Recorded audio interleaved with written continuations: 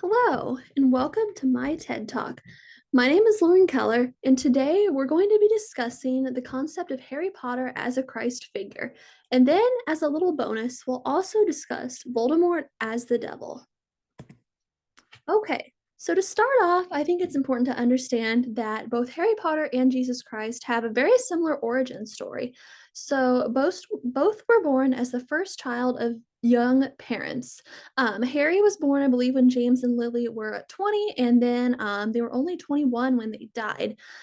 I don't think the exact age of Mary and Joseph is confirmed, but it is safe to say that they were very young, particularly Mary. I believe she was even a teenager around at the time of Jesus's birth. Then, aside from that, they were also both sought out by evil figures when they were still babies. In Jesus's case, that was King Herod.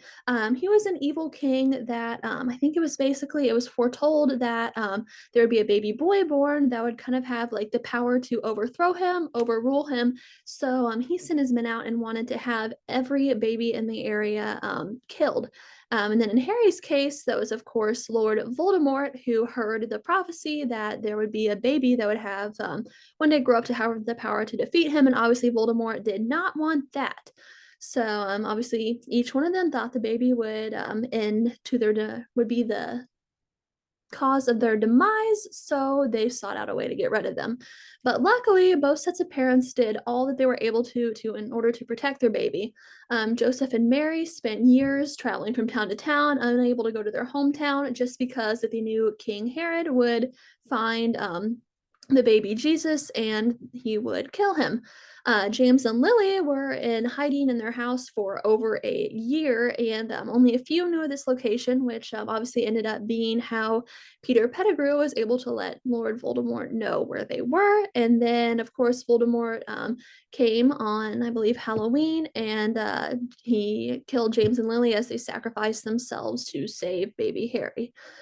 Then they were also foretold before birth, even that they would be saviors of their worlds. In Harry's case, that was, of course, through the prophecy, which basically said that there would be a baby boy born at the end of July that would have the power to overthrow Lord Voldemort. Um, in Jesus Christ's case, I believe the angel came to Mary and just basically asked her if she would be the mother of the Son of God, the Savior. And of course, in both cases, some believe that this were true and some did not. Okay, so as we just touched on, another clear similarity between Harry Potter and Jesus Christ is that they were born into the expectation that they would save the world from evil. Harry does clearly fulfill this purpose. He goes through kind of a series of trials. I know there's a major event in each book where he kind of faces off with Lord Voldemort, but in the Deathly Hallows, he does ultimately defeat Lord Voldemort at the Battle of Hogwarts. At this point, the Death Eaters disband, and then they're arrested, or just kind of done away with, and then the world returns to relative normalcy, as far as we can tell, in the epilogue that is shown at the end of the seventh book.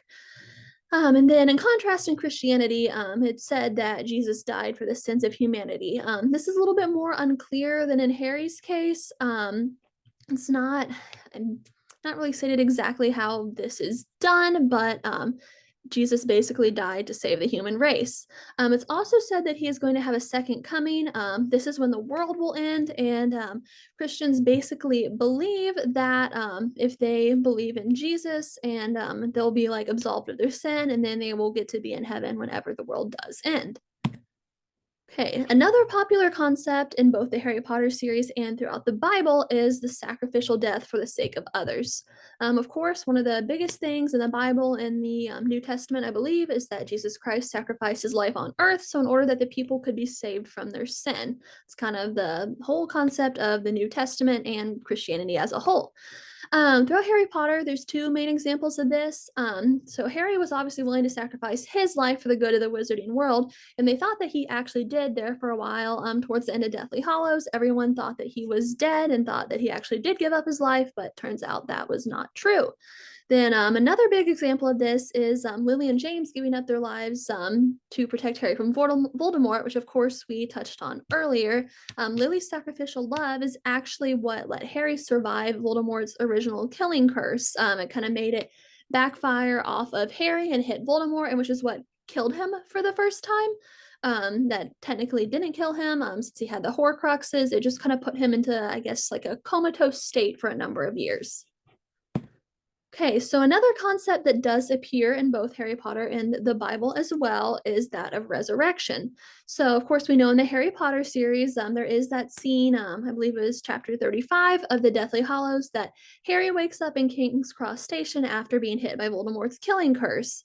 Of course, we do know that this was just splitting off the Horcrux from his body, but it's kind of unclear if this is real or just a hallucination or what's going on. But it is obvious that he's kind of in a limbo state, which I was raised Catholic, so I kind of found this similar to purgatory, which is kind of, it's like the state between heaven and hell where people that have died are waiting to be judged for their sins, and then it's determined where they can go afterwards.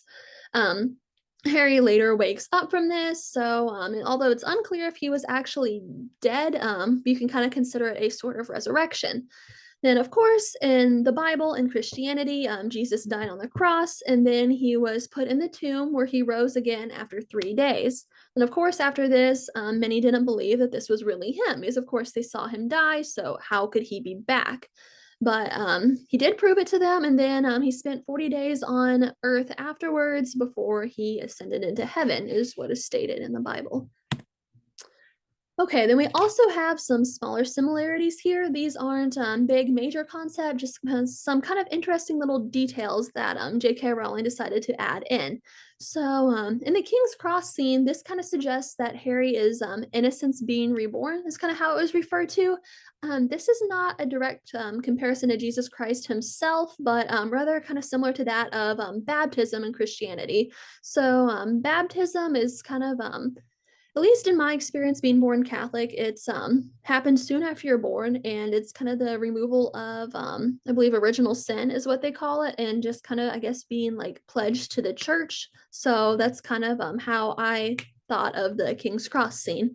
Another like interesting comparison is also in the Deathly Hallows when Narcissa's fingernails are described as piercing Harry when she checks to see if she's alive. This, of course, is similar to when Jesus Christ was pierced by multiple nails when he was being hung on the cross to die. Then also another interesting point is that the disciples feeling his piercings is how they decided to believe that it was in fact Jesus that returned from the dead. So one more similarity is Death Eaters were kind of mocking Harry, like jeering on him while he was dead or dying, as they thought. Jesus was also mocked while he was dying, particularly by Roman soldiers, and then also just by others among him. Like I know there was a prisoner that was also being crucified that was kind of just mocking him, saying like "save yourself," that sort of thing. Okay, so now that we've gone through all of that, we can talk a little bit about how Voldemort is compared to the devil. So, obviously, the most clear thing is that both are the personification of evil in the world. Obviously, there are other evil characters in Harry Potter, but Voldemort is the main one that is there throughout the entire series, and there's no redeeming qualities for him. And then obviously, if you are a Christian, if you believe in God, the devil is going to be the like purest form of evil in the world.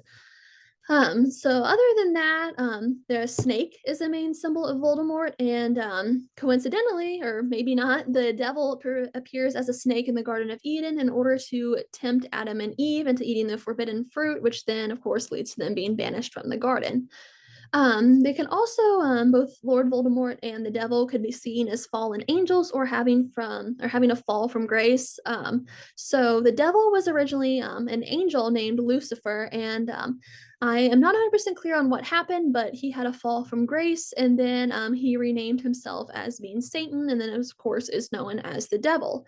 In a similar fashion, Tom Riddle kind of he was just originally just a normal man, a normal person, but then he had his fall from grace, and he renamed himself Lord Voldemort, I guess kind of more for fitting for an evil persona.